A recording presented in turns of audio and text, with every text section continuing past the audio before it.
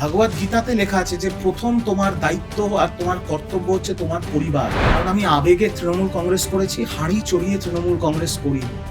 আর আমি ক্যামেরার সামনে বলছি তৃণমূল কংগ্রেসের থেকে 1 টাকাও নিই, উল্টে আমার নিজের গ্যাটের পয়সা দিয়ে আমি দল করেছি। বা বিজেপির কোনো নেতৃত্ব আমায় বলেনি যে আয় দেখা কর, বস বা একটু দাঁড়া দেখছি। নো। প্রথম ফোনটা কাকে করেছিলেন? অভিষেক ব্যানার্জি। তারপরে সব শীর্ষ নেতৃত্বকে। অভিষেক ব্যানার্জিও ফোন ধরেনি। অভিষেক ব্যানার্জি হোয়াটসঅ্যাপের রিপ্লাই পর্যন্ত আজ অব্দি দেয়। আমি প্রথম দিন থেকে অভিষেক ব্যানার্জিই করেছি। তৃণমূল কংগ্রেস যদি ক্ষমতায় ফেরত আসতো তাহলে এতক্ষণে খুব কম করে 500 বিজেপির কর্মী খুন হয়ে যেত সারা বাংলা জুড়ে। বঙ্গ বিজেপির নেতারা যেভাবে নিজেদের কন্ট্রোল করেছে এবং স্বঘোষিত তৎকাল বিজেপিদের যেভাবে কন্ট্রোল করেছে, আমি তাদের স্যালুট জানাই। নইলে তৃণমূল দল বলে কিছু থাকতো না, দলটা পোস্টার হয়ে যেত। আর আজকে রিজু দত্ত মুখ খুলছে, আর তৃণমূল কংগ্রেসের মধ্যে যারা দিদিমণির বাড়িতে বসে রবীন্দ্রসঙ্গীত শুনছে, ওই 100টার মধ্যে 90টা হচ্ছে হামজা আলী মাজারি, সব ধুরন্ধর। আপনার আইডিয়া নেই কত লোক লাইনে দাঁড়িয়ে আছে। আপনার এই স্টুডিও যেটা দক্ষিণ কলকাতা, এখান থেকে আমার বাড়ি উত্তর কলকাতা অব্দি সব লাইনে দাঁড়িয়ে আছে। আমরা কি টুইট করব? সেই টুইটও আমাদের লিখে পাঠানো হতো। আর যেদিনই দাদার থেকে বস হয়েছে সেই দিন থেকেই শুরু হয়ে গেছে পতন। লাস্ট কিছুদিন দিদিমণি ইনঅ্যাক্সেসিবল হয়ে গেছিলেন। অভিষেক বন্দ্যোপাধ্যায় যে দলের সেনাপতি, তিনি অ্যাক্সেসিবল ছিলেন না তাদের কর্মীর কাছে। মানুষ তিতি বিরক্ত হয়ে গেছে এই লোকাল নেতাগুলোর দৌরাত্ম, এই লোকাল নেতাগুলোর হম্বিতম্বি। আর শুধু নেতা না, রীতিমতো মানুষ খুশি। এমন একটা খুশি যেন ইন্ডিয়া ম্যাচ জিতেছে, পাকিস্তানকে হারিয়ে দিয়েছে, এরকম একটা খুশি। আমাকে ইউজ করেছে, এক্সপ্লয়েট করেছে, আমাকে ইউটিলাইজ করে।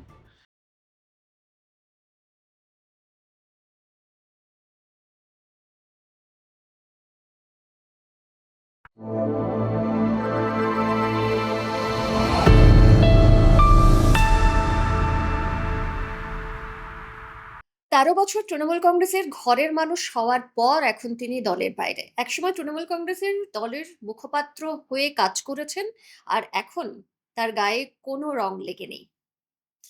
কোন দলে যোগ দেবেন? আদৌ কি তিনি রাজনীতিতে থাকবেন? যদিও তিনি বলেছেন যে তিনি খুব তাড়াতাড়ি ফিরছেন রাজনীতিতে, কিন্তু কোন দলে ফিরবেন, কি হতে চলেছে তার আগামী পরিচয়, এসব নিয়েই কথা বলবো। নিশ্চয়ই বুঝতে পেরেছেন কে রয়েছেন আমাদের সঙ্গে। আজকে ডেবি আনলিস্টেড এই পডকাস্টের আড্ডায় রয়েছেন ঋজু দত্ত। এই মুহূর্তে পলিটিক্যালি কোথায় দাঁড়িয়ে আছো? আমি এখন তো বাংলার ভূমিপুত্র, বাংলার সাধারণ মানুষ। বাংলা আমার জন্মভূমি, বাংলা আমার কর্মভূমি। কিন্তু হ্যাঁ, আমি রাজনীতির ছেলে, রাজনীতি করব। যে কোনো টিমের ভালো ব্যাটসম্যান হলে অন্য টিমে জায়গা থাকে। এবার কোনো টিম আমাকে চায় কিনা সেটাও দেখতে হবে, আর যদি চায় সেই টিমে আমি যাব কিনা সেটাও সিদ্ধান্ত নেব। কিন্তু রাজনীতির ছেলে রাজনীতি করব। কোন কোন টিম চাইছে? এখনো তো কেউ চায়নি। দেখুন, বিজেপি 207 আসন পেয়েছে, তাদের ঋজু দত্তকে কি দরকার? অন্য অনেক দল আছে।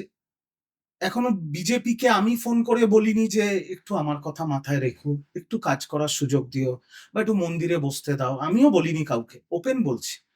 বা বিজেপির কোনো নেতৃত্ব আমায় বলেনি যে আয় দেখা কর, বস বা একটু দাঁড়া দেখছি। No, not Delhi, not Bengal. আমার তাদের সাথে কথা হয়েছিল যখন সিপিএম এর লুম্পেন গুন্ডাগুলো, যেগুলো 2011 সালে সবুজ আবির মেখে তৃণমূল হয়েছিল, তারাই 4 মে বিকেল 4টের পরে গেরুয়া আবির মেখে স্বঘোষিত বিজেপি হয়ে তাণ্ডব চালানো শুরু করেছিল। তারা যখন আমার বাড়ির ওপরে হামলা করে, আমার মা, শি 72 ইয়ার্স ওল্ড, ডাক্তার, তাকে যখন ফোন করে তার ছেলেকে খুন করে দেবে, তাকে খুন করে দেবে, এসব থ্রেটস দেয়। আমার স্ত্রী অরাজনৈতিক বেসরকারি সংস্থায় কাজ করে, তাকে ফোন করে ধর্ষণের হুমকি দেওয়া হচ্ছে, এই হচ্ছে।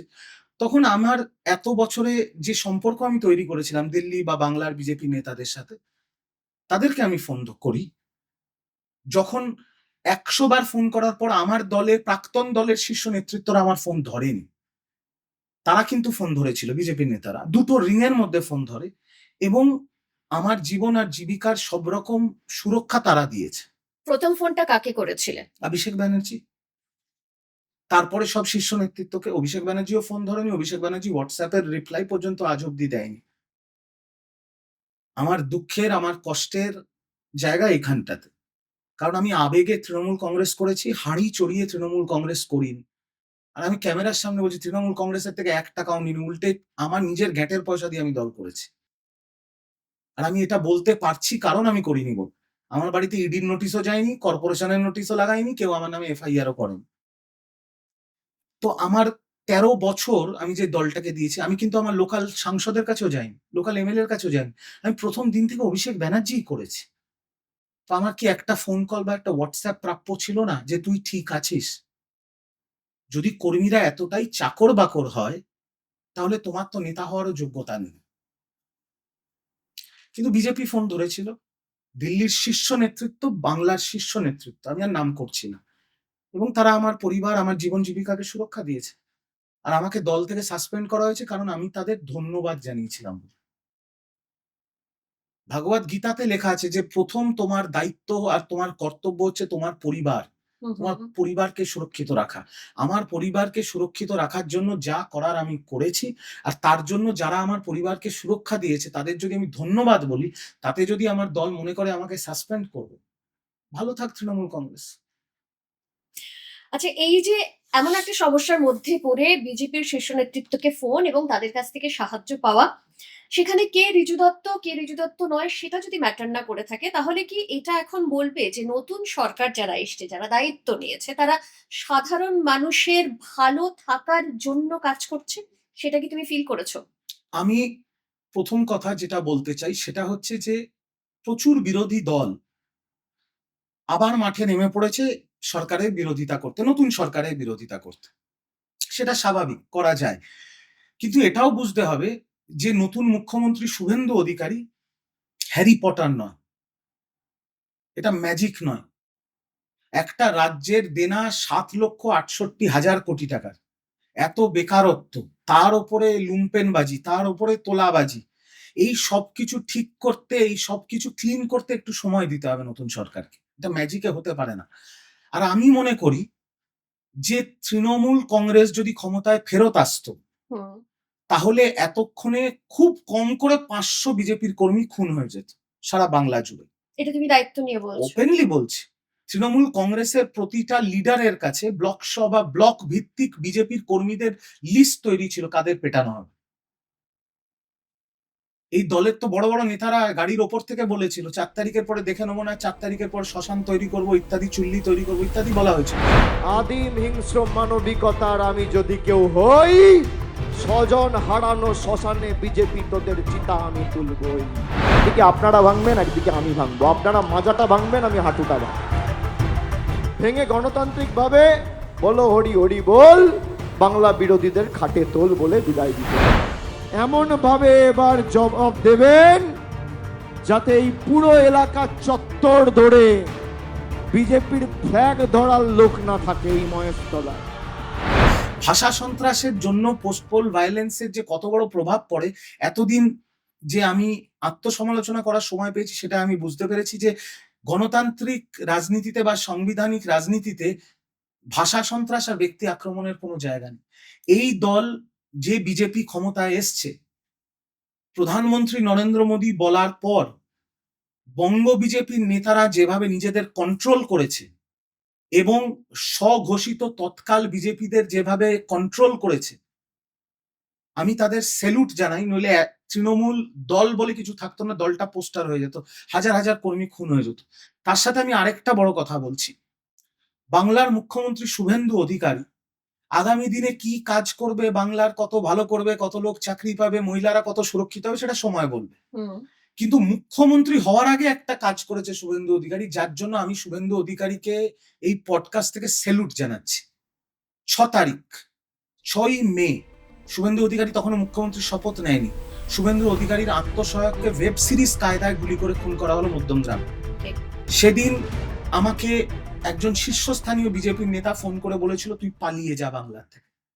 ৬ তারিখ রাত্রেবেলা লাস্ট ফ্লাইটে আমি বউকে নিয়ে দিল্লি পালিয়ে যাই। আমাকে ফোন করে বলা হয়েছিল খুন হয়ে যাবে।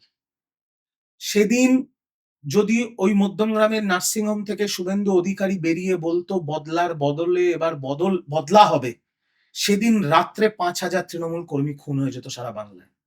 শুভেন্দু অধিকারী বেরিয়ে বলেছিল পুলিশ পুলিশের কাজ করছে, কেউ আইন হাতে তুলে নেবেন না, শান্তি বজায় রাখবেন। 5,000 তৃণমূল কংগ্রেসের কর্মীর প্রাণ রক্ষা করেছে শুভেন্দু অধিকারী সেদিন।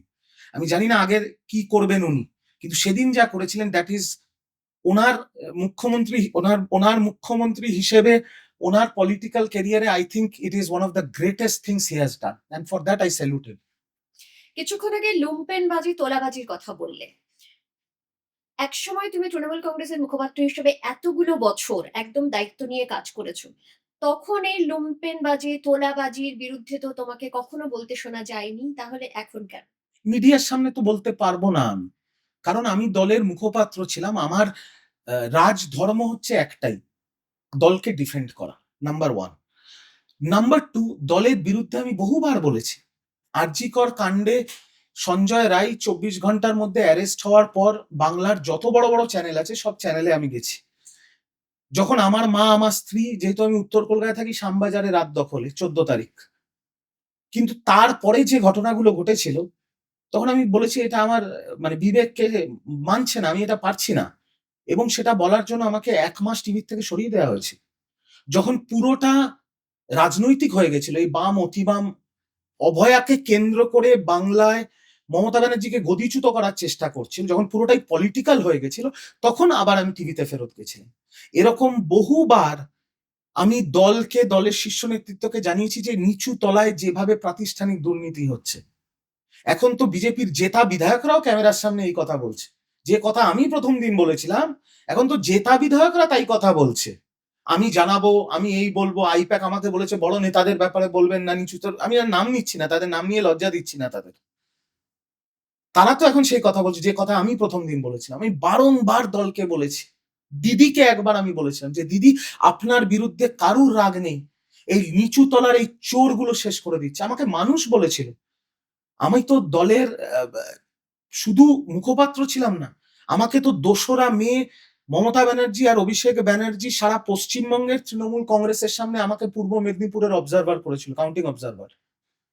দলের সবচেয়ে কঠিন অ্যাসাইনমেন্ট গুলো রিজু দত্ত করেছে। বিজয়া সম্মিলনী নন্দীগ্রাম, বিধায়কের নাম শুভেন্দু অধিকারী।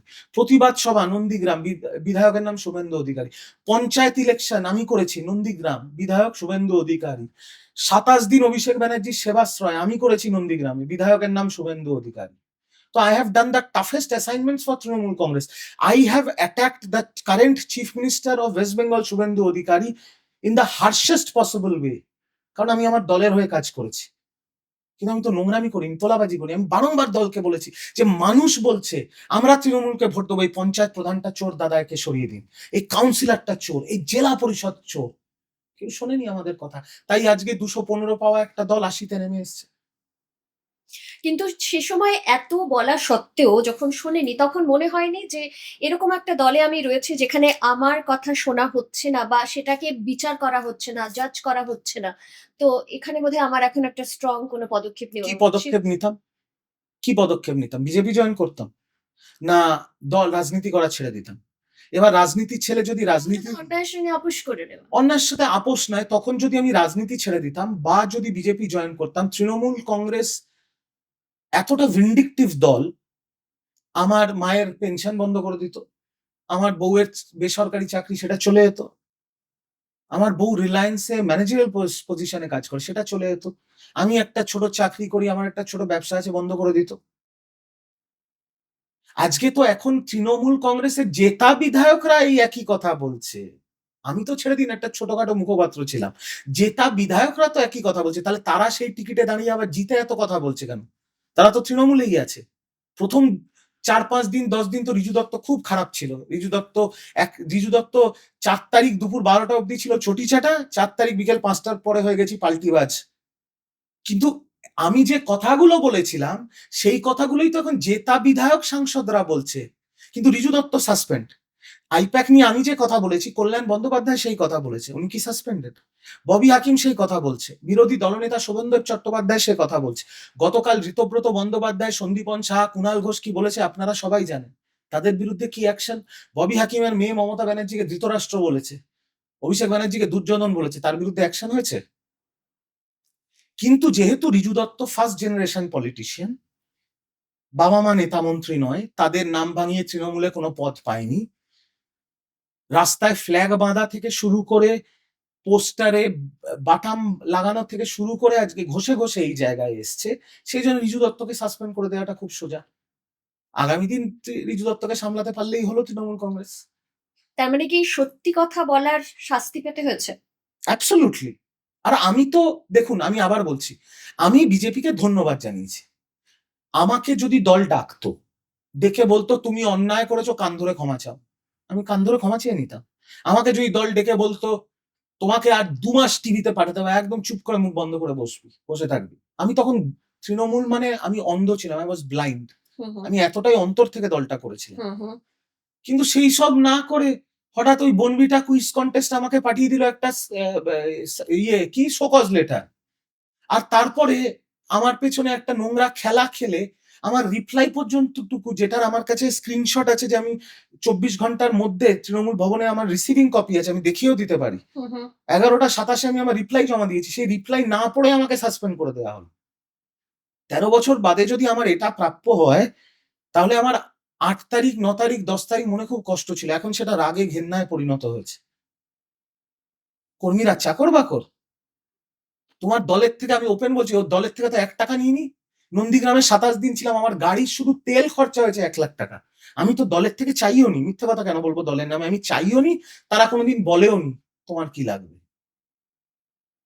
তাহলে সাসপেন্ড।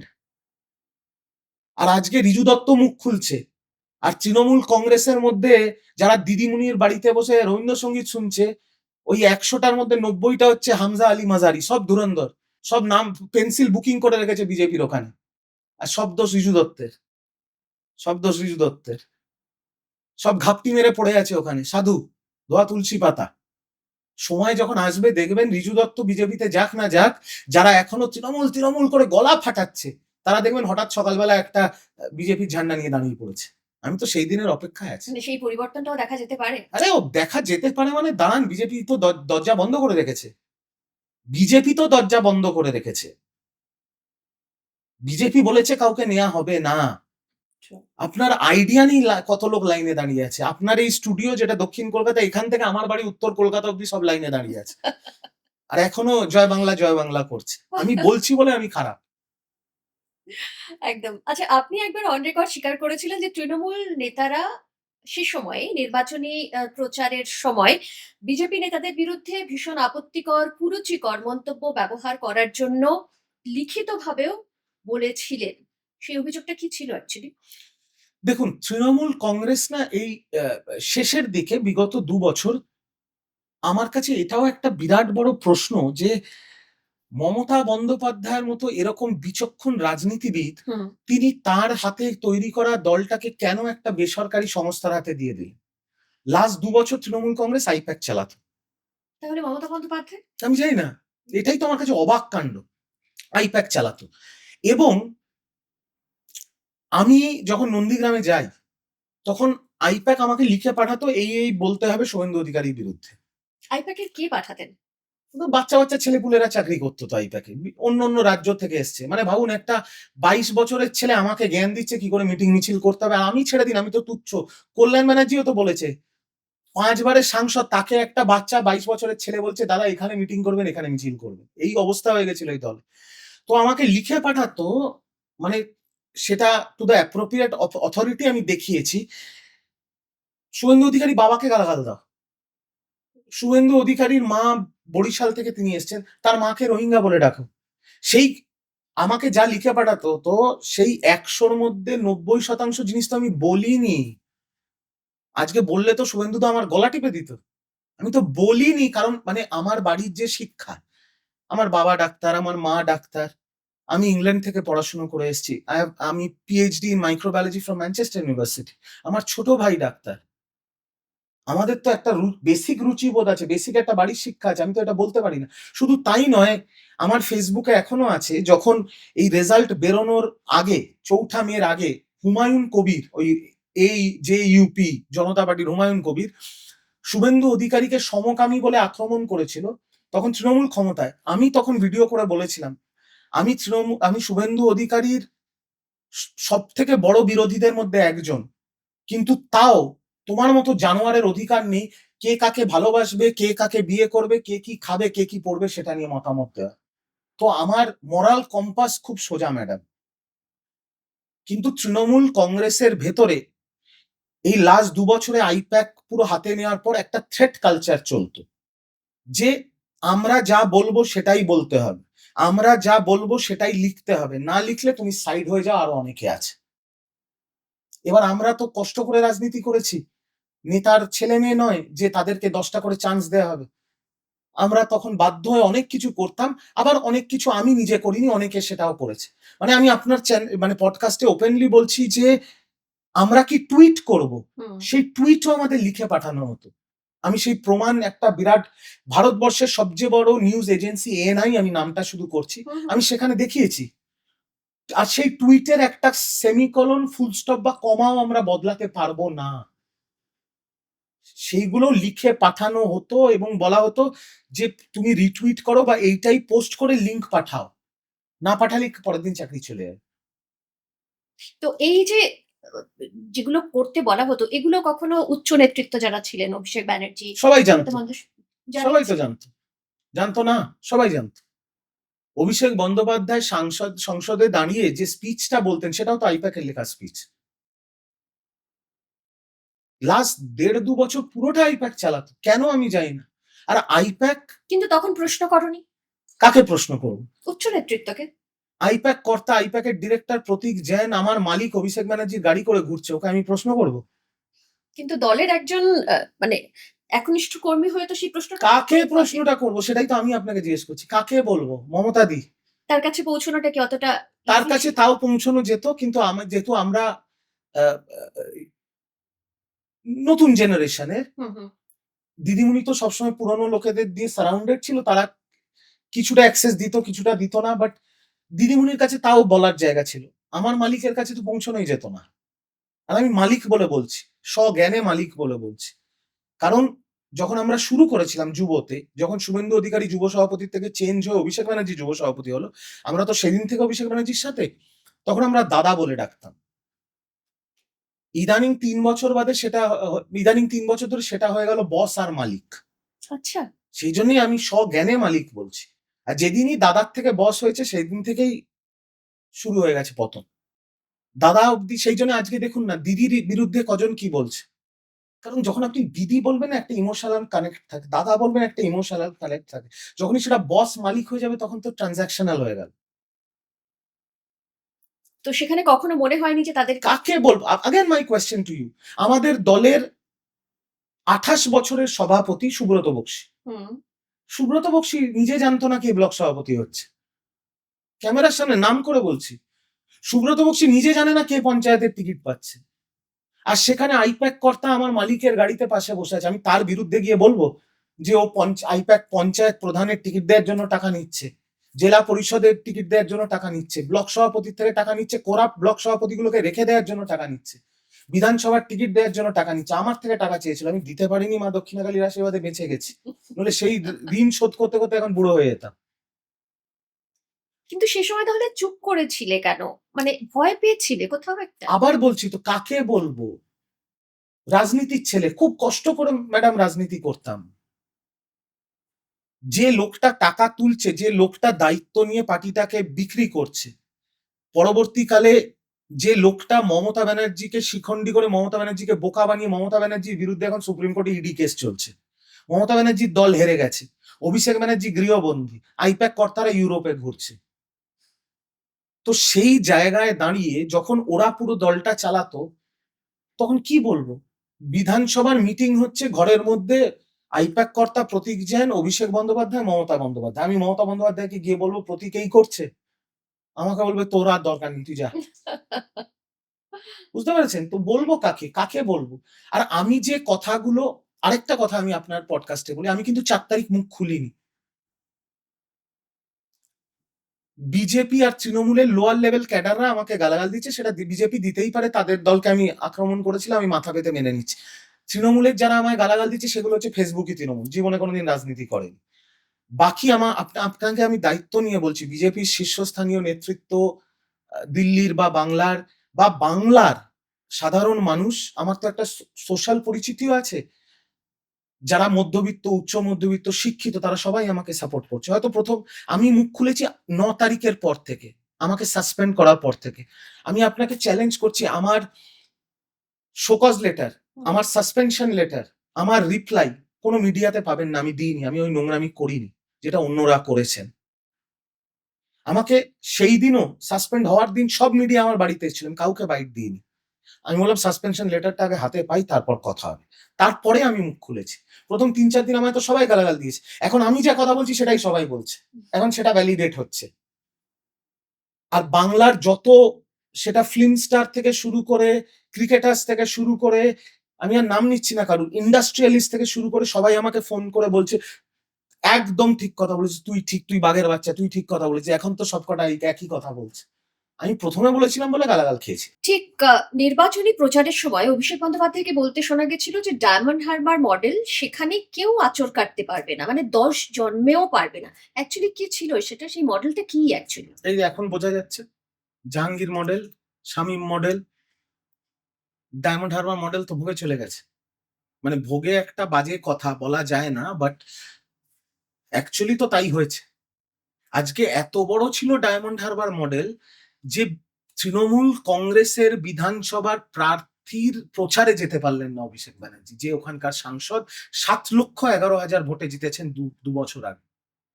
আর 1998 সালের 1 জানুয়ারি তৃণমূল কংগ্রেসের জন্ম।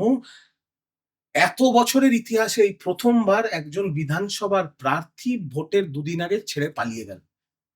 2016 সালে তো বিজেপি প্রার্থীগুলো পালায়নি, 3টে সিট পেয়েছিল, দিলীপ ঘোষ সভাপতি ছিল। পালিয়ে গেল কেন আমি তো বুঝতে পারলাম। এই তো ডায়মন্ড হারবার মডেল। মানে সেটাই তো আমি জিজ্ঞেস করবো ভাবছিলাম, কেন পালিয়ে গেল? কারণ বুঝে গেছে এবার মানুষ পিটবে। দেখুন, একটা কথা আমি আপনাকে বলব, যদি আপনার দলের ভিত্তি সম্মান, ভালোবাসার ওপরে হয়, তাহলে আপনার ভয়ের কিছু নেই। আজকে আমি এখনো কেন আপনার পডকাস্টে বসে এই কথাগুলো বলছি? আমার বাড়িতে তো ইডি রেড হচ্ছে না, আমার বাড়িতে তো কর্পোরেশন নোটিশ লাগাচ্ছে না, আমার নামে তো এফআইআর হচ্ছে না। কারণ যখন আমি ক্ষমতার চূড়ায় ছিলাম, তখনও আমি ব্যক্তি সম্পর্ক কারুর সাথে নষ্ট করিনি, কারুর গরিব মানুষের জমি কেড়ে নিইনি, কারুর ঘর দখল করিনি, কারুর বাড়ির মা বোনের গায়ে হাত দিইনি, কারুর কোনো বিজেপি কর্মীকে ফলস পুলিশ কেস দিইনি।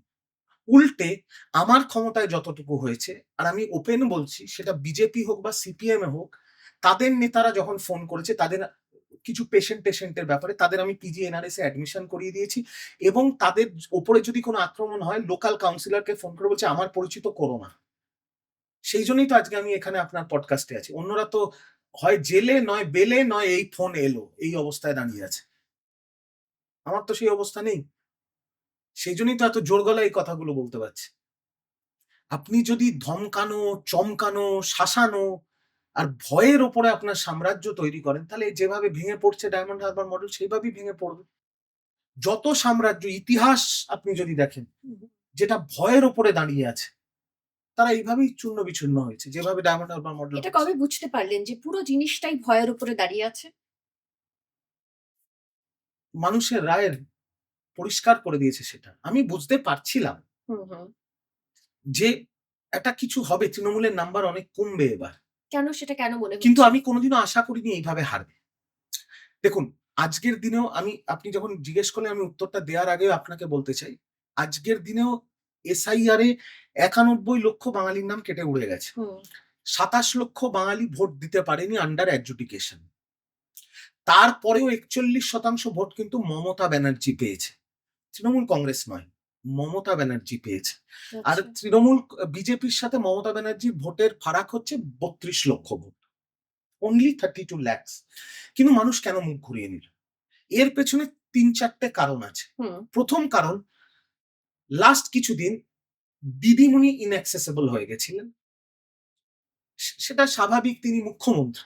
অভিষেক বন্দ্যোপাধ্যায় যে দলের সেনাপতি, তিনি অ্যাক্সেসেবল ছিলেন না তাদের কর্মীর কাছে, কর্মীরা তার কাছে পৌঁছতে পারছিলেন না। আর আইপ্যাক তাকে এমন ভাবে মানে কি বলবো, মগজ ধোলাই করে রেখে দিয়েছিল। মানে ধরুন, আমি যে নিঃশর্তে দল করছি, আমি যদি বলি সুজাতা খুব ভালো মেয়ে, খুব ভালো কাজ করছে, আমার তো কিছু লেনা দেনা নেই, আমি তো দলটাকে অন্তর থেকে করি। আর আইপ্যাক যে একটা বেসরকারি সংস্থা টাকা নিয়ে স্ট্র্যাটেজাইজ করছে, সোকল স্ট্র্যাটেজি দিচ্ছে, তারা যদি বলে সুজাতা খারাপ মেয়ে, তাহলে সুজাতা খারাপ মেয়ে। ফার্স্ট কারণ।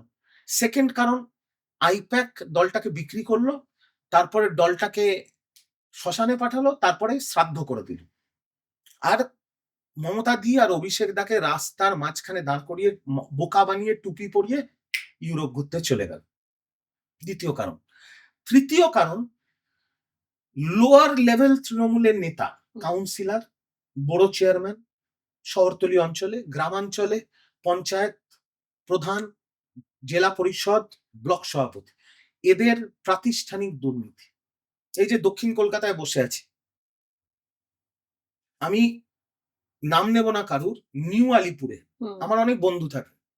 নিউ আলিপুরে আমার ব্যক্তিগত একটা অভিজ্ঞতা বলছি, আমার বন্ধু তার নিজের বাথরুমটাকে রিমডেলিং করবে, তার নিজের বাড়ি, নিজের ফ্ল্যাটের বাথরুম, তার বাড়িতে টাটা এসি গাড়িতে করে একটা কোমোড এসছে, ওখানে লোকাল নেতার দুটো ছেলে পৌঁছে গেছে, আপনি নাকি বাথরুম তৈরি করছেন, এত টাকা দিতে হবে চাঁদা। আমি ফোন করে বলছি আমার বন্ধু, তখন বলছে ও আচ্ছা দাদা, জানতাম না। সেই রাগটা তো পড়বে মানুষের, সেই রাগটাই পড়েছে। আর গ্রামাঞ্চলে তো মানে কোনো সীমা নেই। একটা যে মানুষ 100 দিনের কাজ করে, তারা তো একদম হতদরিদ্র গরিব মানুষ, তারা যদি 100 দিনের কাজ করে 1500 টাকা পায়, পঞ্চায়েত প্রধান বলছে 500 টাকা দিতে হবে, নইলে তোর নাম কেটে দেবো লিস্ট থেকে। এটার তো একটা এফেক্ট হবে। আর চতুর্থ নম্বর কারণ, যেটা সবচেয়ে বড় কারণ, সেটা হচ্ছে তৃণমূল কংগ্রেসের একটা ধারণা ছিল, যেহেতু আমরা 1500 টাকা লক্ষ্মীর ভান্ডার দিচ্ছি, সারা বাংলার মা বোনেদের আশীর্বাদ আমরা পাবো, আমরা পেতাম।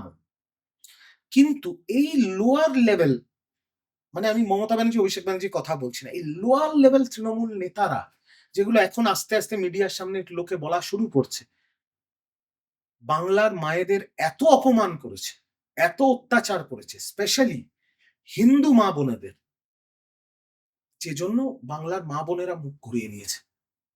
নইলে একটা দল তো 3 মাসে 215 থেকে 80-তে আসতে পারে না। কিন্তু 4 তারিখের আগে এই দুর্নীতিগুলো কি তোমার চোখে পড়েনি? আমার চোখে পড়েছে, আমি দলকেও জানিয়েছি, দলও কিছুটা জানতো।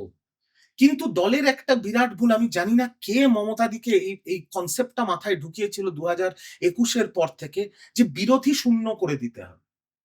আজকে ধরো দক্ষিণ কলকাতায় 100 জনের মধ্যে 60 জন তৃণমূলের ভোটার, তৃণমূলের সমর্থক, মমতা ব্যানার্জিকে ভালোবাসে। কিন্তু বাকি 40 জনের মধ্যে কংগ্রেসও আছে, সিপিএমও আছে, বিজেপিও আছে। যখন এইটা দলের মাথায় ঢুকলো যে বিরোধী শূন্য করতে হবে, কলকাতা মানে 11-0, হাওড়া মানে 16-0, বীরভূম মানে 11-0, মুর্শিদাবাদ মানে 22-0, এইটা যখন তোমায় করতে হবে, তার মানে এই যে বাকি 40টা লোক আছে, তাদের গলা টিপে তাদের আওয়াজটাকে বন্ধ করে দিতে হবে। সেটা রিজু দত্ত পারবে না। সেটা কারা করতে পারবে? গুন্ডা, বদমাইশ, লুম্পেন, চোর, চোট্টা, চিটিংবাজ। তখন তাদের পলিটিক্যাল প্যাট্রোনেজ দেওয়া শুরু হলো, তাদের ওপরে তৃণমূলের নেতারা হাত রাখা শুরু করলো, যে আমাকে দলকে দেখাতে হবে, আমার ওয়ার্ডে তৃণমূলের যদি 30,000 ভোট থাকে, 28,000 ভোট তৃণমূল কংগ্রেস। এই করতে গিয়ে এই যে লুম্পেন, গুন্ডা, বদমাস গুলোকে এই যে রাজনীতির আঁচল দিয়ে আড়াল করা শুরু হলো, তাতে আরো শেষ হয়ে গেল। তুমি 4টে কারণের কথা বললে, যে কারণে এইরকম একটা ফলাফল। খানিকটা কি প্রত্যাশা করতে পারছিলে যে বিজেপি এবারে এই পরিবর্তনটা হতে চলেছে? কোথাও কি একটা কাজ আমি করছিল? যতটা রাজনীতি বুঝি, আমি ভেবেছিলাম আমাদের নম্বর কিছুটা হলে কমবে, কিন্তু রাজনৈতিক অভিজ্ঞতার দিক দিয়ে, বা যেটাকে ইংলিশে বলা হয় পলিটিক্যাল অ্যাকিউমেন্ট, সেখানে তো আমি মমতা বন্দ্যোপাধ্যায়ের নখেরও যোগ্য নয়। যখন তিনি বুঝতে পারেননি, আমি কি বুঝতে পারবো যে 80 হবে? আমি ভেবেছিলাম হ্যাঁ নাম্বার কমবে, কিন্তু আমি স্বপ্নেও কোনোদিন ভাবিনি বিজেপি ক্ষমতায় আসবে। আমি ওপেন ক্যামেরার সামনে বলছি, বিজেপি এই ইলেকশনটা জেতেনি, তাহলে তৃণমূল হেরেছে। মানুষ প্রতিষ্ঠানের বিরুদ্ধে রায় দিয়েছে, যেটা 2011-তে হয়েছিল। মানুষ বলেছে সিপিএম কে ভোট দেবো না, সামনে যে থাকবে তাকে ভোট দেবো। 2011-এ মমতা ব্যানার্জি জেতেনি, সিপিএম হেরেছিল। ঠিক একইভাবে 2026-এ বিজেপি জেতেনি, তৃণমূল হেরেছে, বিজেপির সেই সংগঠন নেই, বিজেপির ৮০,০০০ বুথে বাংলার ৮০,০০০ এজেন্ট নেই। বিজেপির সরকার গঠন হয়ে ১৫-১৬ দিন হয়ে গেছে, এখনো পূর্ণ ক্যাবিনেট গঠন হয়নি। কারণ বিজেপির কাছেও এটা নতুন এক্সপিরিয়েন্স। মানুষ বলেছে, মানুষ তিতি বিরক্ত হয়ে গেছে এই লোকাল নেতাগুলোর দৌরাত্ম্য, এই লোকাল নেতাগুলোর হম্বিতম্বি। আর শুধু নেতা না, নেতার আশেপাশে যে স্যাটেলাইট গুলো থাকে, যেগুলো ওই বুলেট নিয়ে ঘোরে, ওদের ধমকানি চমকানি আর হাবভাবে মানুষ তিতি বিরক্ত হয়ে গেছে, তিতি বিরক্ত হয়ে গেছে। আর আমি তো দক্ষিণ কলকাতা, আমার প্রচুর বন্ধু বান্ধব, আমি প্রচুর মানুষের সাথে আমার ক্যাফেতে দেখা হয়, রীতিমতো মানুষ খুশি।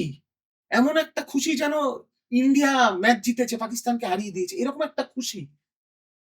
এটা বাংলার মানুষ এই পরিবর্তন চেয়েছে। একদম। তুমি কতটা খুশি এই মুহূর্তে?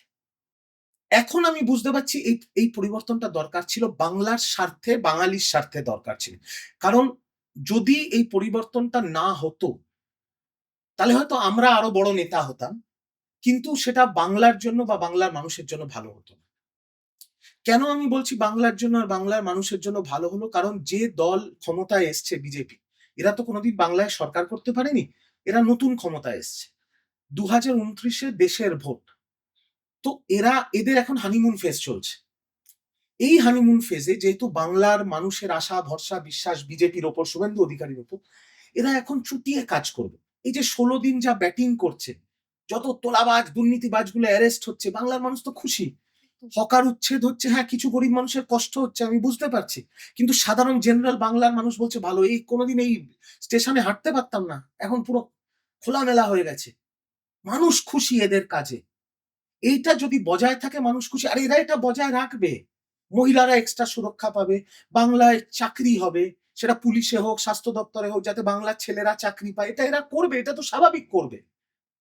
বাংলার আইন শৃঙ্খলার উন্নতি হবে। তো বাংলার বাঙালির স্বার্থে এই পরিবর্তনটা দরকার ছিল। তৃণমূল যদি আবার ক্ষমতায় আসতো, তাহলে তো ওই স্ট্যাটাস কোই মেনটেন হতো, আর দাদাদের এই বুলেটে ঘোরা স্যাটেলাইটদের আরো অহংকার বেড়ে যেত, আরো এদের ওই রাউডিনেসটা বেড়ে যেত। সেটা বাংলার সোসাইটি, বাংলার সমাজের জন্য ভালো হতো। সাম্প্রতিক সময়ে, একদমই সাম্প্রতিক সময়ে কলকাতা পুরসভা অভিষেক বন্দ্যোপাধ্যায়ের ১৭টি সম্পত্তি ভাঙার নোটিশ পাঠিয়েছে এবং সেখানে ১৪টি তার একটি সংস্থার নামে এবং বাকি বোধহয় তার নামে। এবং একসময় তৃণমূল কংগ্রেস তারাই বলছিল যে ইডি যখন তদন্ত করেছে রাজনৈতিক প্রতিহিংসা। তাহলে এই যে এখন যে পদক্ষেপ নেওয়া হয়েছে, এটাকে কি বলবে? এখানে দুটো কোশ্চেন লুকিয়ে আছে ম্যাডাম, দুটোর আলাদা উত্তর দিতে হবে। প্রথম ব্যাপার হচ্ছে যে মিডিয়াতে একটা লিস্ট ঘুরছিল, 43টা না 44টা অভিষেক ব্যানার্জির নামে প্রপার্টি। যখন মুখ্যমন্ত্রী ভবানীপুরের সভা থেকে শুভেন্দু অধিকারী অভিষেক ব্যানার্জির নাম নিয়ে বললো এতগুলো প্রপার্টি, তারপর থেকে এই লিস্টটা মিডিয়াতে ছড়িয়ে দেয়। কে বা কারা ছড়িয়েছে আমি জানি না, কিন্তু সেখানে একটা ভুলও হয়েছে।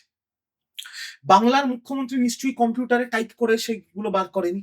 বাংলার মুখ্যমন্ত্রী কর্পোরেশনে কমিশনারকে বলেছে, কমিশনার কোনো একটা ক্লার্ককে বলেছে যে কম্পিউটারে বসে আছে, তুমি লিস্ট দাও। সে কি করেছে, সে ওই অর্ডার আর নতুন মুখ্যমন্ত্রীর চাপে সার্চ ইঞ্জিনে গিয়ে মেরেছে অভিষেক ব্যানার্জি, আর অভিষেক ব্যানার্জি যত নাম বেরিয়েছে সব তুলে দিয়ে দিয়েছে। বাট অভিষেক ব্যানার্জি, এটা বুঝতে হবে, is a very common name Abhishek Banerjee. যেমন এখন ধরা পড়ে গেল ওই 7 ট্যাঙ্কে, একটা বেসরকারি সংস্থায় একটা ছেলে চাকরি করে, অভিষেক ব্যানার্জি বউয়ের নাম সায়নী ঘোষ, ওইটা নিয়ে মিডিয়া ট্রায়াল চললো 5 দিন। একদম ঠিক আছে, তো এই ফপাও হয়েছে।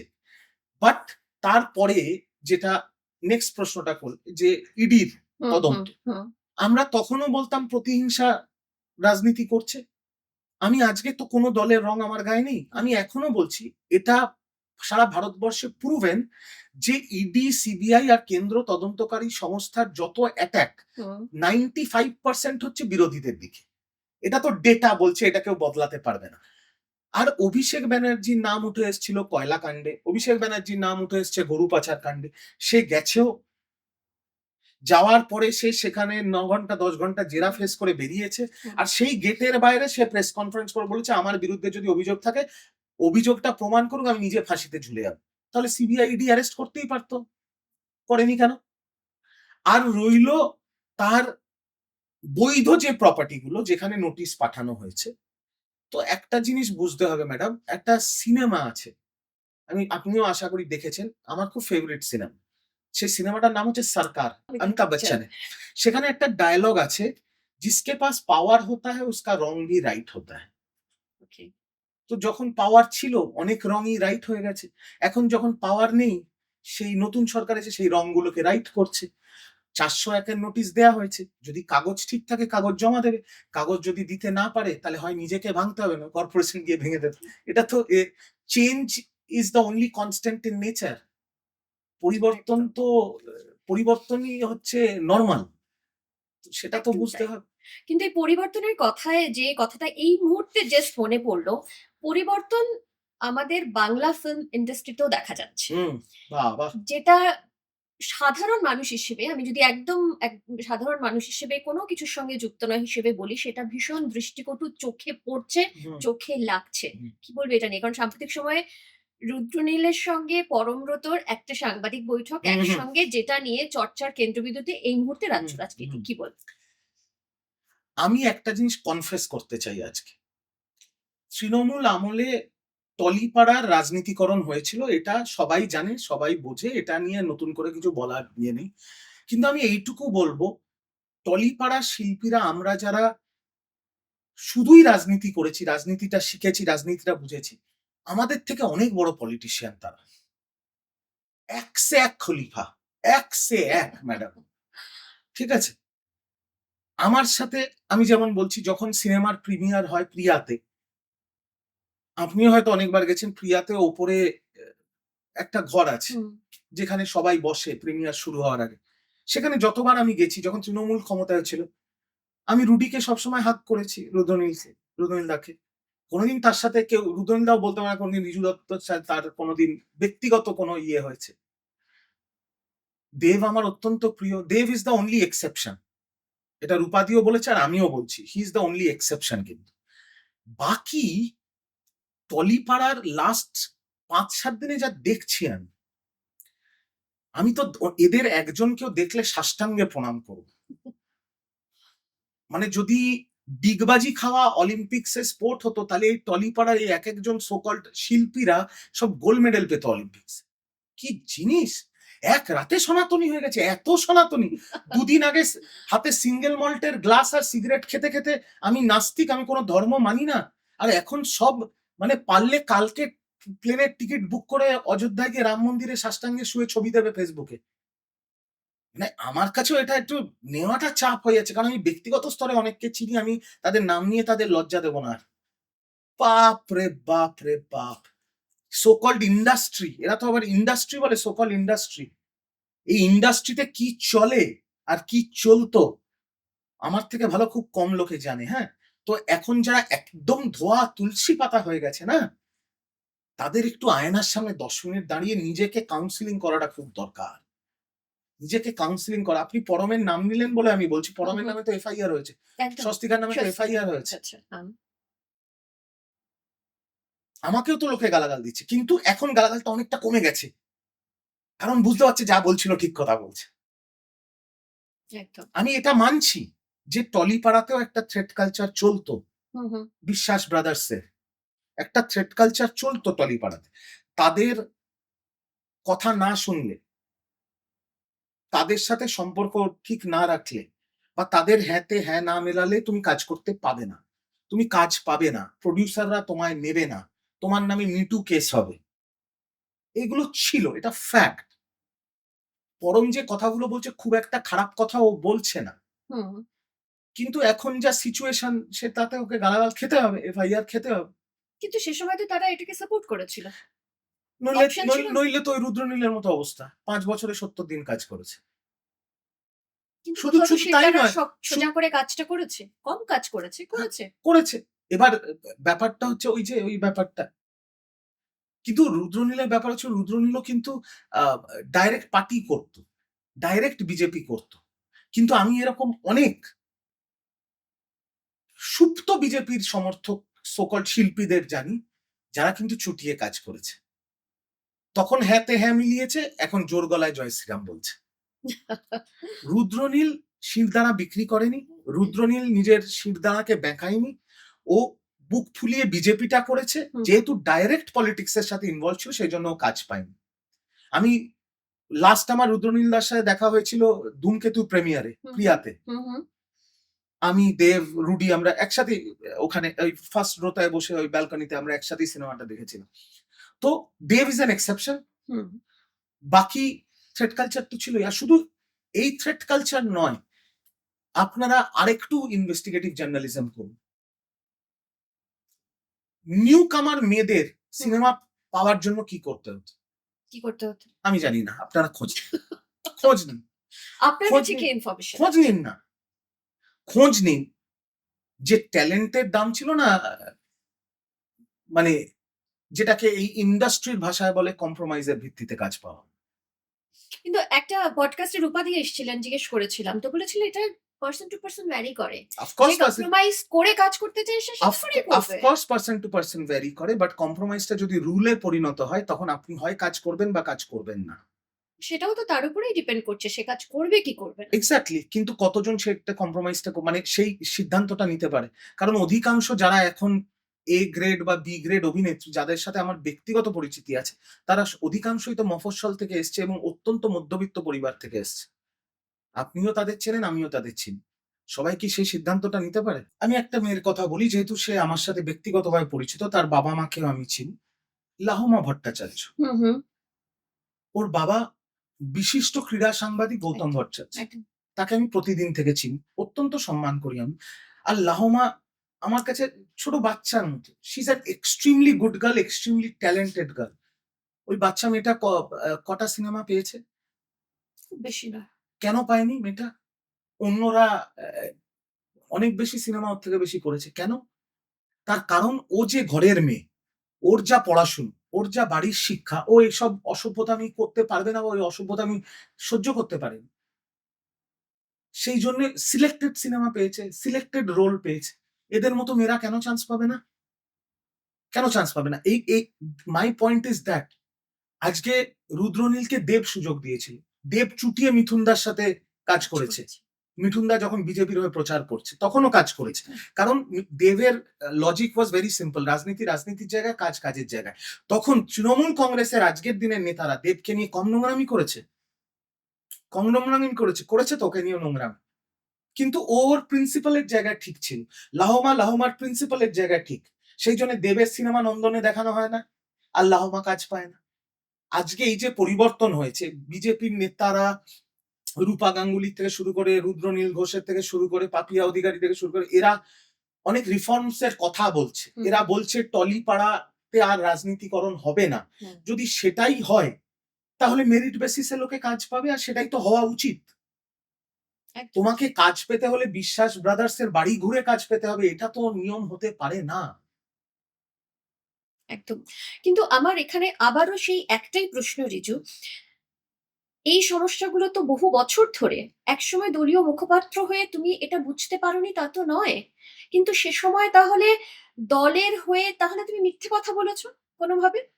মানে এই সত্যি কথাগুলি তুমি তুলে ধরোনি, তাহলে সেটা কেন? মানে তখন আমি তো এই যে প্রাক্তন বামফ্রন্টের রাজ্যসভার সাংসদ আর বর্তমান তৃণমূলের বিধায়ক ঋতব্রত বন্দ্যোপাধ্যায় সেদিন কি বলেছে তার ইন্টারভিউতে? যে আমি দলকে বলার চেষ্টা করেছি। দল আর শোনেনি। আইএনটিটিউসি সভাপতি আবার তৃণমূল কংগ্রেসে সারা রাজ্যে, বলছে আমি দলকে বলার চেষ্টা করেছি। আইপ্যাক আমাকে বলেছে ছোটখাটো নেতাদের ব্যাপারে বলুন, বড় নেতাদের কথা বলবেন না। আমি বলছি না, ঋতব্রত বন্দ্যোপাধ্যায় এবিপি আনন্দে বলেছে আশাবুল দাকে, রিপোর্টার নাম করে বলছি, তো দেখে নেবেন বিধানসভায় দাঁড়িয়ে। তো তার যদি এই অবস্থা হয় তাহলে আমার কি অবস্থা ভাবুন। এটাই লাস্ট 1.5-2 বছর তৃণমূলে এই থ্রেড কালচারটাই ছিল। মুখ বুঝে মাথা নিচু করে কাজ করতে হলে করো, নইলে গেট আউট। আচ্ছা, আরেকটা বিষয় যেটা সাম্প্রতিক সময়ে খুব চর্চায়, ককরোচ জনতা পার্টি, যেখানে আমি একদম রিসেন্টলি দেখলাম মহুয়া মৈত্র, তিনিও বোধহয় নাম লিখিয়েছেন ওখানে। এটা নিয়ে কি বলবে? কারণ একদম তোলপাড় ফেলে দিয়েছে না চারদিকে। না, আমিও ফলো করি ককরোচ জনতা পার্টিকে। এখন দেখুন, আমাদের শুধু বাঙালিদের মধ্যে না, ভারতবর্ষের একটা নতুন জিনিস হয়েছে, সেটা হচ্ছে ট্রেন্ডিং। আমাদের ছোটবেলায় এসব ছিল না। আমাদের ছোটবেলা তো ইনস্টা ছিল না, অর্কুট ছিল, পরে ফেসবুকে। তো আমরা তো এখন পুরোনো জেনারেশন হয়ে গেছি। জেনজিদের কাছে কি বলুন তো, একটা যে কোনো কিছু ট্রেন্ডিং হলে সেটা নিয়ে লাফালাফি। ককরোচ জনতা পার্টি নিয়ে এখন খুব লাফালাফি হচ্ছে, কিন্তু সেটা তো পুরোটাই সোশ্যাল মিডিয়ায়। তার যে ফাউন্ডার মেম্বার সে তো আমেরিকায় বস্টন ইউনিভার্সিটিতে পড়াশোনা করে। সোশ্যাল মিডিয়ায়, টুইটারে, ইনস্টাগ্রামে 10 মিলিয়ন ফলোয়ার্স, ওরা যে কথাগুলো বলছে সেই কথাগুলোর সাথে আমিও অ্যাগ্রি করি। আর আমি শুধু না, যে কোনো দলের মানুষই যদি তার পেটে কালির দাগ থাকে সেও অ্যাগ্রি করবে। কিন্তু সোশ্যাল মিডিয়ায় বিপ্লবী আর ভারতবর্ষের মাটিতে তার বাস্তবায়নের মধ্যে কিন্তু বিরাট ফারাক আছে। আজকের দিনে প্রবলেমটা এইটাই যে যে ভারতবর্ষ ভগৎ সিং দেখেছে, যে ভারতবর্ষ রাজা রামমোহন রায়, আজকে তার জন্মদিবস, রাজা রামমোহন রায় দেখেছে, যে ভারতবর্ষ কাজী নজরুল ইসলাম, মহাত্মা গান্ধী, নেতাজি সুভাষ বোস দেখেছে, সেই ভারতবর্ষে এখন রাস্তায় নেমে বিপ্লবী নেই, সব ফেসবুকই বিপ্লবী। প্রবলেমটা হয়ে গেছে এইখানে, সব হম্বি তম্বি ফেসবুকে। আর যত বরফুটানি তাতে দেখবে নিজের মুখের চেহারা নেই। এখন বিজেপি ক্ষমতায় এসছে বলে হয় মহাদেব, নয় মা কালীর ছবি ডিপি, আর নইলে দেখবেন এদিক ওদিক গাড়ির ছবি, এই ছবি। মানে সত্যি কথাটা বলার জন্য নিজের ছবিটা পর্যন্ত লাগানোর ক্ষমতা নেই, কিন্তু সেও বিরাট বিপ্লবী। এই সোশ্যাল মিডিয়ার বিপ্লবীদের নিয়ে এখন খুব মুশকিল। এইটা আপনি যখন লাইভে দেখাবেন দেখবেন আমাকে কিরম গাল দেয়। আচ্ছা, অনেকগুলো অভিযোগ 4 তারিখের পরে তোমার মুখ থেকে শোনা গেছে। তার মধ্যে বেশ কয়েকটা অভিযোগ আমরা এখনো শুনলাম। দলের একাংশ বিজেপির সঙ্গে গোপন আঁতাত রেখেছে, এরকম অভিযোগ করতেও তোমাকে শোনা গেছে। সেই অভিযোগটা কি? একেবারে বাপ রে বাপ, আমি তো তৃণমূলে আর নেই। আমি তোমার এই পডকাস্টের মাধ্যমে বা আপনার এই পডকাস্টের মাধ্যমে আমি আমার প্রাক্তন নেত্রী এবং আজকের দিনে দাঁড়িয়েও আমি বলবো যে স্বাধীন ভারতবর্ষের ইতিহাসের প্রথম 10টা রাজনীতিবিদের মধ্যে একজন মমতা ব্যানার্জি, এবং ভারতের সর্বকালের শ্রেষ্ঠ বিরোধী দলনেত্রী যদি কেউ হয় তাহলে তার নাম মমতা ব্যানার্জি। আজকালকার দিনে মেয়েরা, তাদের মুখে দুটো শব্দ খুব প্রচলিত, একটা হচ্ছে ফেমিনিজম, একটা হচ্ছে ওম্যান এম্পাওয়ারমেন্ট। তো আমি তো তৃণমূলে এখন নেই, তৃণমূল আমাকে তাড়িয়ে দিয়েছে, কিন্তু তাও আমি বলবো মমতা ব্যানার্জির যদি আপনি আপব্রিঙ্গিং দেখেন, তিনি যেখান থেকে শুরু করেছেন রাজনীতি, দুধের ডিপোয় কাজ করেছে, কলেজের টিউশনি করে রাজনীতি, ছাত্র রাজনীতি করেছে, তারপরে মমতা ব্যানার্জির সিভিটা অনেকে ভুলে গেছে। আমি একটু আপনাদের দর্শকদের মনে করি, 7 বারের এমপি, 4 বারের এমএলএ, ভারতবর্ষের প্রথম মহিলা রেলমন্ত্রী, ভারতবর্ষের প্রথম মহিলা ক্রীড়া মন্ত্রী, ভারতবর্ষের প্রথম মহিলা কয়লা মন্ত্রী, বাংলার প্রথম মহিলা মুখ্যমন্ত্রী, 3 বারের মুখ্যমন্ত্রী। She is the definition of feminism, she is the definition of woman empowerment. কিন্তু এই নেত্রী কেন বিগত 2 বছর তার দলকে এরকম বেসরকারি সংস্থার হাতে তুলে দিল, এখন আমার মাথায় এটা নেই। আর নেত্রীকে আমি দলের বাইরে, দল আমাকে তাড়িয়ে দেওয়ার পরেও বলবো, আপনি দয়া করে আপনার দলে এই হামজা আলী মাজারি গুলোকে খুঁজে বার করুন। তৃণমূলে এখনো একটা না, 4-5টা এরকম ধুরন্ধর বসে আছে যারা দলকে ভেতর থেকে শেষ করে দিচ্ছে। কারা? আমি নাম জানি না, সেটা তো যারা দলে আছে তারা খুঁজে বার করবে। বিরাট সব খিলাড়ি এই না, দলটাকে। স্পেসিফিক্যালি বললে 4 থেকে 5 জন। 4 থেকে 5, আরো বেশি হতে তোমার কাছে পারে, বেশি information বেশি রয়েছে। হতে পারে। আর আমি তো দায়িত্ব নিয়ে বলছি, যারা মমতা বন্দ্যোপাধ্যায়ের বাড়িতে রবীন্দ্রসঙ্গীত শুনছে তারা বিজেপির খাতায় পেন্সিল বুকিং করে এসছে, বিজেপিকে রোজ ফোন করে মেসেজ করে, দাদা একটু তোমার মন্দিরে বসার জায়গা দাও। দায়িত্ব নিয়ে বলছি। এবার ওই দলের যে শীর্ষ নেতৃত্বরা তারা খুঁজে বার করবে তাদের, তারা বুঝতে পারছে এখন অভিষেক বন্দ্যোপাধ্যায়ের বিরুদ্ধে একটা সিন্ডিকেট তৈরি হয়েছে তৃণমূল কংগ্রেসের ভেতরে একটা সিন্ডিকেট তৈরি হয়েছে, তারা মেম্বারশিপ কালেকশন করছে। যেদিন সেই মেম্বারের সংখ্যাটা 45টা বিধায়ক পার করে যাবে বা রাজ্যের নেতৃত্বের একটা বড় প্রভাব আসবে, তারা লিখিত মমতা ব্যানার্জিকে জমা দেবে যে আপনি আমাদের নেত্রী, আপনি যদি চান যে আমরা তৃণমূল কংগ্রেস করি তাহলে অভিষেক ব্যানার্জিকে তৃণমূল কংগ্রেস থেকে বার করে দিতে হবে। সেই দিনও আসতে চলেছে। বলছি তো, আমি ক্যামেরার সামনে বলছি, লুকিয়ে তো বলছি না। আর আমরা প্রাণপাত করে দল করেছি। নন্দীগ্রামে গেছি, আমাকে যখন ওই মেসেজ পাঠানো হচ্ছে আমি বললাম এইসব বললে তো গুলি করে দেবে আমাকে। আমার সামনে এসকর্ট, পেছনে এসকর্ট। শহীদ দিবসের দিন 4টে পুলিশের গাড়ি আমাকে পুলিশ দিয়ে দিল, আর আইপ্যাক ফোন করে বলছে তুমি শুধু গালাগাল দিয়ে যাও শুভেন্দু অধিকারী। তাও তো রুচিতে বাঁধে বলে আটকে গেছে। আচ্ছা, আরেকটা অভিযোগ যেটা বলতে শোনা গেছে তোমাকে, তৃণমূলের অন্দরে পক্ষপাতিত্ব রয়েছে। অফকোর্স আছে, পক্ষপাতিত্ব তো আছে, প্রতিটা ডানপন্থী দলে সেটা আছে। শুধু তৃণমূলকে গাল দিলে তো হবে না। কিন্তু তৃণমূলে যেটা অত্যন্ত বেশি আছে সেটা হচ্ছে পরিবারতন্ত্র। আমাদের ফ্ল্যাগ বাঁধার থেকে শুরু করতে হয়েছে। আমি যখন রাজনীতি শুরু করি ফার্স্ট, আমি ওপেনলি বলছি, একটা ম্যানচেস্টার থেকে পিএইচডি করা ছেলে, আমি একজন তৃণমূল নেত্রীর বাড়িতে আমি প্রায় ২ বছর রেসিডেন্ট সার্টিফিকেট লিখেছি, ইনকাম সার্টিফিকেট লিখেছি। তার বাড়িতে গেস্ট আসলে মিষ্টির দোকান থেকে অন্য লোক না থাকলে সিঙ্গাড়াও এনে দিয়েছি। আমি কষ্ট করে রাজনীতিটা শিখেছি। আর আজকে এই জায়গায় আছি। কিন্তু তারপরে আমি অনেক এরকমও দেখেছি যে রাজনীতির সাথে কোনো সম্পর্ক নেই। ২ দিন আগে অব্দি ড্রাঙ্কেন টেরিতে গিয়ে নাচছিল। ড্রাঙ্কেন টেরিতে নাচাটা খারাপ নয়। যেহেতু বাবা বিধায়ক বা সাংসদ বা মন্ত্রী, তার পরের দিনই মহিলা নেত্রী, যুব নেতা। আর আমাদের সেই যুব নেতা হতে গিয়ে ৪ টে জুতো সোল্ক হয়ে গেছে। এটা তো হয়েছে। এটা তো হয়েছে দলে। আমি তো নাম করেও বলতে পারি, আর লজ্জা দিতে চাই না। আপনারা জানেন, মানুষ জানে। তো হয়েছে। আচ্ছা, এই মুহূর্তে যে দাঁড়িয়ে তৃণমূল কংগ্রেস মানুষের দল ছিল, হুম, যে মমতা ব্যানার্জি হাওয়াই চটি পরে বাংলার মানুষের আশীর্বাদ ১ বার না ২ বার না ৩ বার পেয়েছিল, সেই তৃণমূল কংগ্রেস এই নেতা নেত্রীর ছেলে মেয়েরা লুই ভিটন আর ক্রিস্টিয়ান ডিওরের হ্যান্ডব্যাগ নিয়ে মানুষের মিছিলে গিয়ে প্রচার করছে। আজকে সোশ্যাল মিডিয়ার যুগ, মানুষ কি অত বোকা? আচ্ছা, এই মুহূর্তে দাঁড়িয়ে মমতা বন্দ্যোপাধ্যায় যদি তোমাকে আবারও ডাকে, তাহলে কি যাবে? মমতা দি যদি আমাকে ফোন করে, আমি তার বাড়িতে যাব। আমি সাষ্টাঙ্গে শুয়ে তাকে প্রণাম করব। আমি যদি ভবিষ্যতে অন্য কোনো দলেও যাই, কোনো দলে, আমি ক্যামেরার সামনে বলছি, আমার মাথায় বন্দুক ঠেকিয়ে দিলে আমি মমতা ব্যানার্জিকে গালাগাল দিতে পারবো না। আমি ওই দল করেছি বলে না, সম্মানের জায়গা থেকে আমি সাষ্টাঙ্গে প্রণাম করে তার কাছে ক্ষমা চেয়ে আমি ফেরত আসবো। আমি আর যাই করি তৃণমূল কংগ্রেস আর করবো না। কারণ আমি দলটা করেছি আবেগে, দলটা করেছি ভালোবেসে। আমি হাঁড়ি চড়িয়ে তৃণমূল কংগ্রেস করিনি।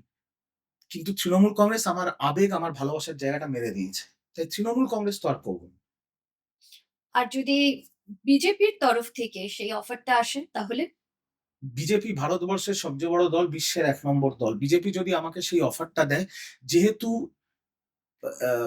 এই এই পরিবর্তনের পরে আমার ফ্যামিলি আমার প্রফেশনের জন্য সাফার করেছে, আমি আমার ফ্যামিলির সাথে কথা বলে একটা সিদ্ধান্ত নেব। বিজেপি আমাকে এখনো কোনো অফার দেয়নি। না, আমি বিজেপির কোনো নেতাকে ফোন করে বলেছি ওই তোমার মন্দিরের দরজায় বসে থাকবো। No, I have not done that. তো যদি তারা মনে করে যে আমি কোনো ভ্যালু এডিশন হতে পারি বিজেপিতে, তাহলে সেটা অবশ্যই সৌভাগ্যের ব্যাপার এত বড় দলে। কিন্তু যদি তারা সেটা মনে করে, যদি দেয়, আমি আমার পরিবারের সাথে কথা বলে তখন সিদ্ধান্ত নেব। তুমি কখনো অ্যাপ্রোচ করবে না? আমি করব। কিন্তু তুমি তো বলেছো যে আই উইল বি ব্যাক, মানে I ফিরে I আসবো। will do politics. তাহলে? আমি এইটুকু আপনাকে বলি, যখন ব্যারেটো মোহনবাগানের হয়ে হ্যাট্রিক করেছিল, তখন ইস্ট বেঙ্গল সাপোর্টাররা ব্যারেটোকে মা মাসি তুলে গালাগাল করেছে। আর যখন বাইচুং ভুটিয়া ইস্ট বেঙ্গলের হয়ে হ্যাট্রিক করেছিল, তখন মোহনবাগান সাপোর্টাররা বাইচুং ভুটিয়াকে মা মাসি তুলে গালাগাল করেছে। কিন্তু ব্যারেটো যদি তখন ইস্ট বেঙ্গলে যেত, নিতুদা ওকে গলা জড়িয়ে নিয়ে নিত। আর যদি বাইচুং মোহনবাগানে আসতো, টুটুবাবু, আজকে ওনার শ্রাদ্ধ দিবস, টুটুবাবু আর টুম্পাই বাবু আর দেবাশিস দত্ত বাইচুংকেও গলা জড়িয়ে নিয়ে নিত। তো ভালো প্লেয়ারের জায়গা সবসময় থাকে।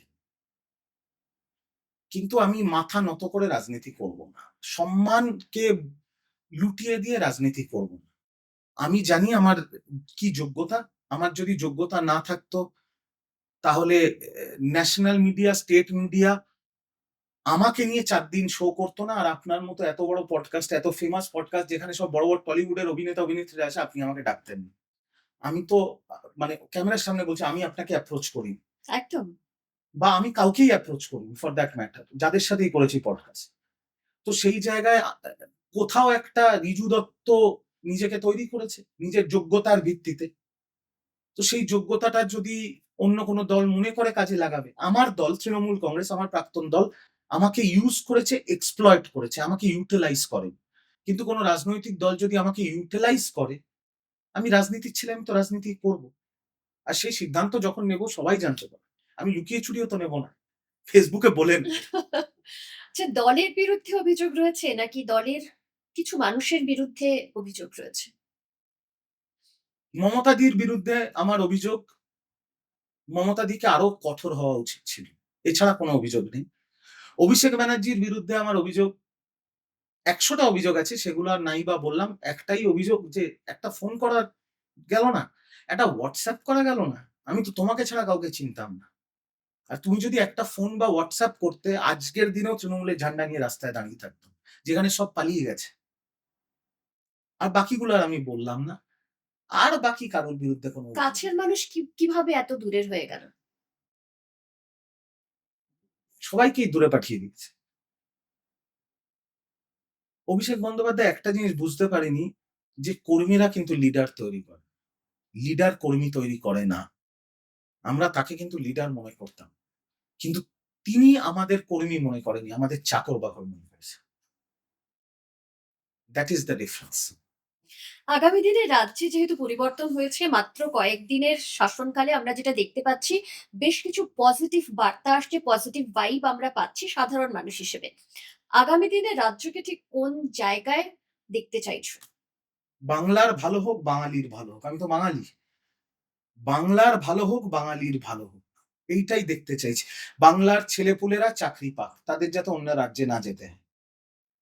কম্পেয়ার্ড টু দিল্লি, গুরগাঁও, লখনউ, বাংলা আজকের দিনেও মহিলাদের জন্য সুরক্ষিত। কম্পারেটিভলি 100 গুণ বেটার। সেটা যেন আরো বেটার হয়। যাতে আমাদের আর আরজি কর সন্দেশখালী না দেখতে হয়। আর একটা জিনিস বিজেপি শুরু করেছে, আশা করব যেন সেটা হয়। সেটা হচ্ছে the idea of Bengal has to change. মানে বাংলার যে চরিত্র বা বাংলার যে ছবি দেশের কাছে বা বিশ্বের কাছে আছে, সেটা পরিবর্তন করা খুব দরকার। বাংলায় যাতে বিদেশি বিনিয়োগ হয়, বাংলায় যাতে ভারী ভারী কারখানা আসে। বাংলার কাছে কিন্তু সেই ল্যান্ড পকেটস আছে, আমাদের সেই টোপোগ্রাফিক্যাল অ্যাডভান্টেজও আছে, প্রচুর নদী আছে। বাংলা এমন একটা রাজ্য যেখানে পাহাড় ও দার্জিলিংও আছে, আবার মন্দারমণিও আছে। ঠিক। So we have that advantage. Hydro পাওয়ারও আমাদের কাছে আছে। তো বাংলায় ভারী কারখানা আসতে হবে, আর ভারী কারখানা আর বিদেশি বিনিয়োগ মানে টেসলার মতো কোম্পানি বাংলায় আসতে হলে the idea of Bengal has to change. সেটা বিজেপি শুরু করেছে। আমি আশা করব শ্রমিক ভট্টাচার্য যেটা বলছেন সেটা করে দেখাবেন, শুভেন্দু অধিকারী যেটা বলছেন সেটা করে দেখাবেন। বাংলা যদি ভালো হয়, বাংলা একসময় ভারতবর্ষের রাজধানী ছিল। বাংলা যদি সেই পুরনো গৌরব ফেরত পায়, বাঙালি যদি সেই সম্মানের জায়গাটা ফিরে পায়, তাহলে বাঙালি হিসেবে আমার থেকে খুশি তো কেউ হবে না। সেটা যে দল করুক, যে মুখ্যমন্ত্রী করুক, যে নেতা করুক। একদম তাই। Thank you so much Riju. ওই যে কথার মধ্যে মধ্যেই বললাম যে উম, আমরা সকলেই সাধারণ মানুষ হিসেবে একটা ভালো সময় যাতে দেখতে পাই, রাজ্যের উন্নতি হোক, ভালো হোক, সেটা দেখতে পাই সেই আশা রাখি। তবে তোমার কাছ থেকে অনেকগুলো বিষয় জানার ছিল, কারণ একসময় যাকে আমরা দেখেছি টেলিভিশনের পর্দায় শুধুমাত্র তৃণমূল কংগ্রেসের প্রশংসায় পঞ্চমুখ থাকতে, তাকে ঠিক 4 তারিখের পরে যেভাবে আমরা দেখছি সেটা নিয়ে 9 অনেকের তারিখের প্রশ্ন পর। ছিল। 9 তারিখের পর সেটা নিয়ে অনেক প্রশ্ন ছিল, খানিকটা ক্লিয়ার হলো। যদিও এখন তোমার কাছে কোনো রং নেই, আগামী দিনে কোন রঙে রঙিন হয়ে তুমি কি বলছো, কি বার্তা দিচ্ছ, সেটার অপেক্ষায় আমরাও থাকবো। Thank you. Thank you. খুব ভালো লাগলো। Thank you. একটা small gift Thank you so much. Thank you so much. Thank you. Thank you. Thank you. Thank you. and পান ছাড়া makeup My goodness. Thank you. Thank you so much. Most Thank you. welcome. Thank you so much. Thank you. Appreciate it. Thank you. দলের একাংশ গোপনে বিজেপির সঙ্গে আঁতাত রেখেছিল। সাধারণ মানুষের সমস্যা নিয়ে দল নাকি একদমই সক্রিয় ছিল না। এছাড়াও এরকম নানান অভিযোগ তিনি ইতিমধ্যেই করেছেন।